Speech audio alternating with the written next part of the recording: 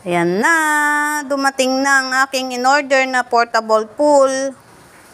Dahil sa sobrang init, ayan, ito na siguro ang paraan. Bili ka na lang ng portable pool at sa loob ka na lang ng bahay. Mahirap lumabas ang init, parang masusunog. Sabi, itong May, mag-heat wave pa daw. Di, ayan, bili ka na lang ng portable pool. Yan. Laki rin siya, oh. Laki. Pwede na to. Para lang mapawi yung sobrang init. Ang init, sobra.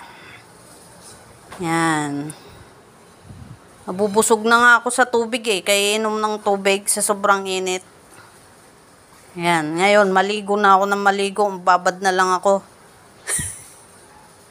Magbabad ako sa tubig. Ang init. Yan, mapupuno na. Malapit na mapuno yung tubig niya. Yan. Pinupuno ko siya Pinupuno ko yung tubig. Yan, no? Yan. Oops! Lakas to sa tubig. Ang hirap ngayon tag-init. Sigurado, mahal ang bayarin sa tubig, mahal ang bayarin sa kuryente. Dahil ayan, hindi mo maiwasan magbukas ng aircon, maligo ng maligo.